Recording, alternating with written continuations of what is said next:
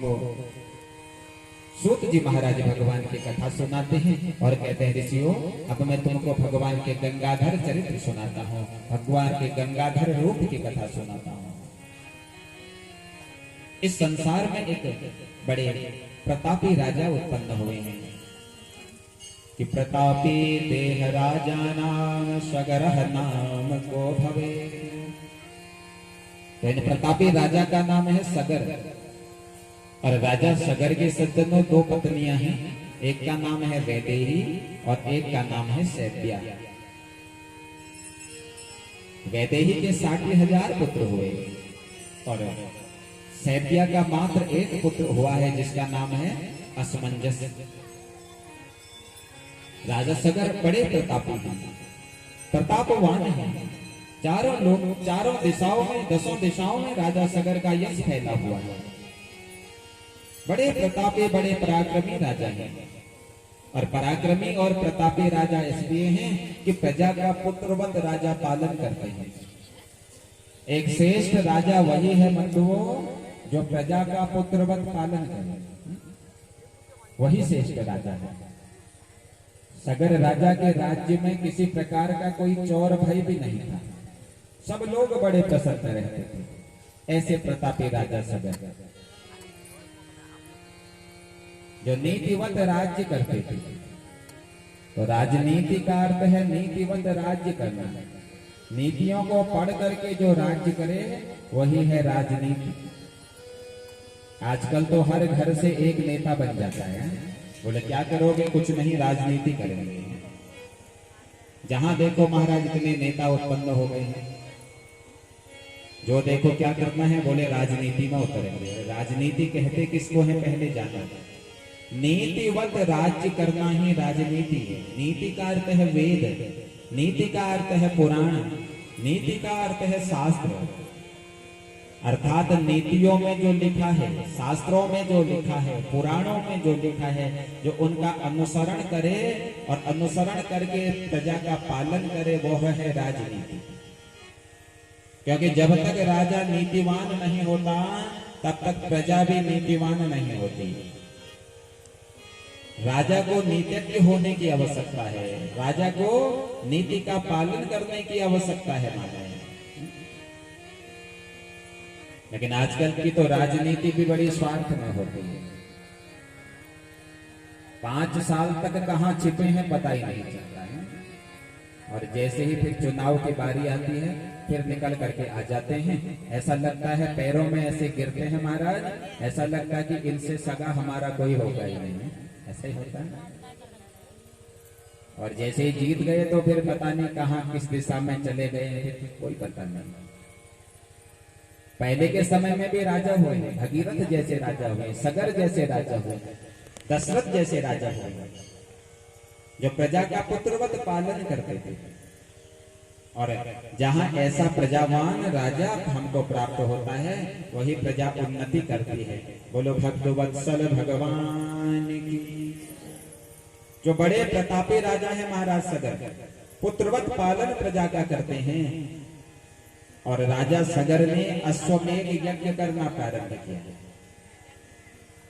और अश्वमेघ यज्ञ का अर्थ है ना, पहले के समय में राजा क्या करते थे, समय समय पर अपने पराक्रम की परीक्षा लेने के लिए समय समय पर अश्वमेघ यज्ञ किया करते थे। एक घोड़े को सजाते थे और उस घोड़े को छोड़ देते थे। अगर वह घोड़ा वापस आ गया तो समझ लो कि राजा का पराक्रम मजबूत है।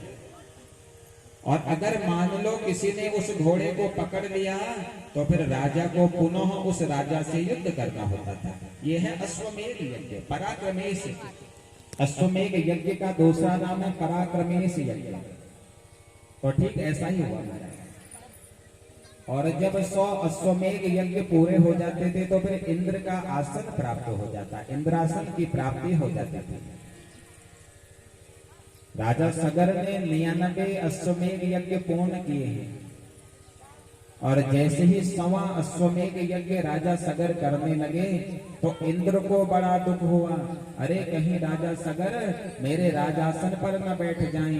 तो ऐसा सोच करके राजा सगर का वह यज्ञ का घोड़ा इंद्र ने चुराया और चुरा करके पाताल लोक में बैठे कपिल मुनि के आश्रम में जाकर के वह घोड़ा बांट दिया।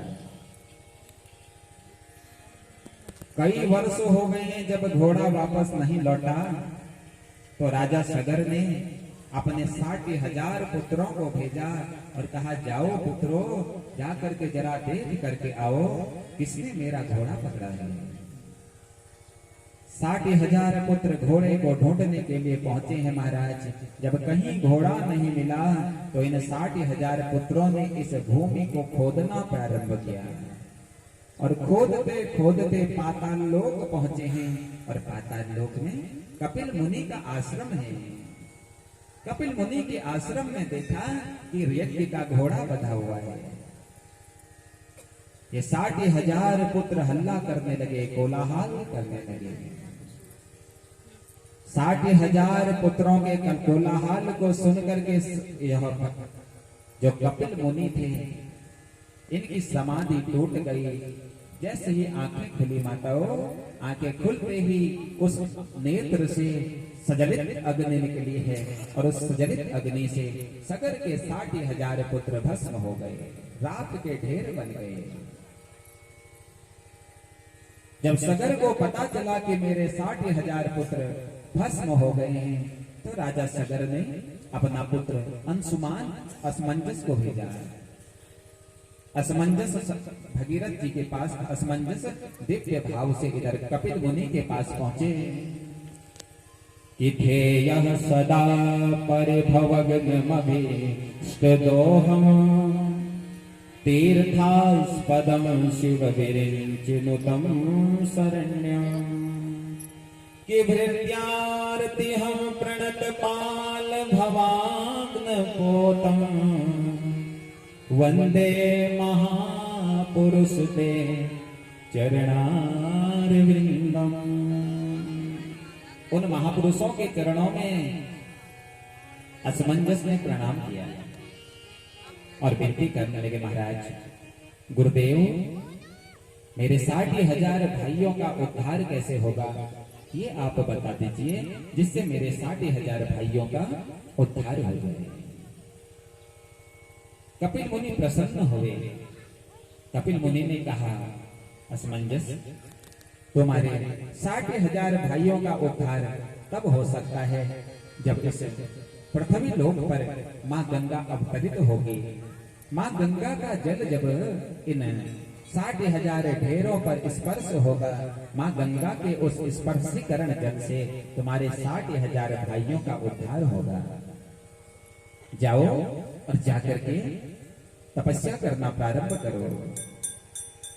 असमंजस तपस्या करने लगे। सज्जनों, तपस्या करते करते असमंजस का शरीर शांत हुआ। असमंजस के बाद जो असमंजस के जो पुत्र हैं, इनका नाम है अंशुमान। अंशुमान ने तपस्या करना प्रारंभ करा, लेकिन फिर भी मां गंगा प्रसन्न नहीं हुई। अंशुमान के पुत्र हुए हैं दिलीप, और दिलीप ने भी जब गंगा की तपस्या करी है तब भी मां गंगा प्रसन्न नहीं हुई। और दिलीप के जो पुत्र हैं, जिनका नाम है भगीरथ, और जब भगीरथ तपस्या करने लगे तो भगीरथ की तपस्या से मां गंगा प्रसन्न हो गई। प्रसन्न होकर के मां गंगा भगीरथ के समक्ष प्रकट हुई। वरदान मांगो पुत्र, क्या चाहिए तुमको? भगीरथ कहते, मां, अगर तुम मुझ पर प्रसन्न हो, मेरी तपस्या से प्रसन्न हो मां, मेरे 60,000 उन पितरों का आप उद्धार कर दीजिए मां। मेरे 60,000 जो वह पितर हैं, मेरे 60,000 जो वह पूर्वज हैं, वह कपिल मुनि के श्राप के कारणवश भस्म हो गए हैं। इसलिए हे मां, आप कृपा करके मेरे साथ चलिए और चल करके तुम मेरे उन 60,000 उन पूर्वजों का आप उद्धार कर दो। मां गंगा कहते, भगीरथ, मैं तेरी तपस्या से इसको प्रसन्न हूं, लेकिन भगीरथ, अगर मैं पूर्ण वेग के साथ अगर पृथ्वी में आ जाऊंगी तो सारी पृथ्वी बह जाएगी। इसलिए भगीरथ, मुझे कोई ना कोई माध्यम चाहिए जिसके माध्यम से मैं पृथ्वी लोक पर अवतरित हो जाऊं। जो कोई मेरे भार को रोक सके, ऐसा कौन है मां जो तुम्हारे भार को रोक सके? मां गंगा कहती है कि तुम्हारे मेरे भार को सिर्फ भगवान शंकर रोक सकते हैं, कि जाओ और जाकर के भगवान शंकर को प्रसन्न करो।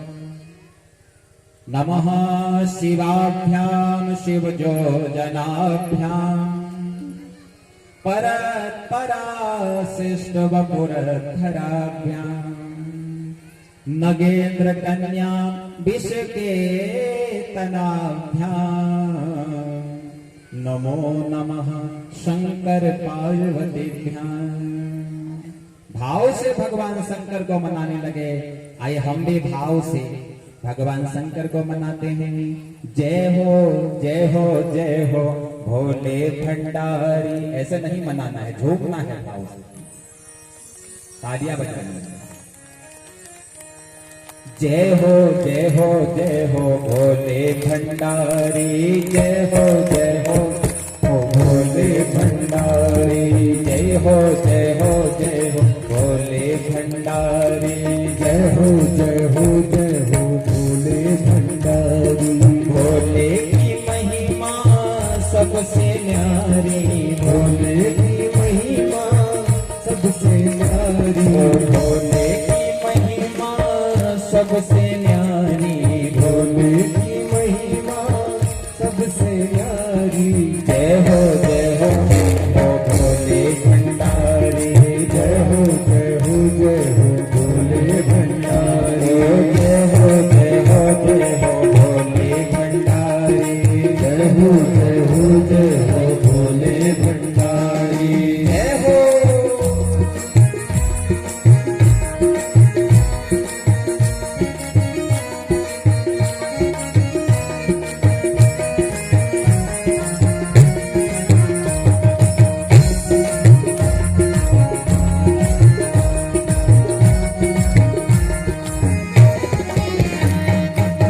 बन के ब्रह्मा सृष्टि रचाई, बन के ब्रह्मा सृष्टि रचाई, विष्णु रूप महासुखदाई, विष्णु रूप महासुखदाई। बन के ब्रह्मा सृष्टि रचाई, बन के ब्रह्मा सृष्टि रचाई, विष्णु रूप सुखदाई, विष्णु रूप महासुखदाई। आप ही श्री राम बोले, आप ही श्री राम बोले, आप ही गिरधारी। जय हो भोले भंडारी, जय हो भोले भंडारी, जय हो।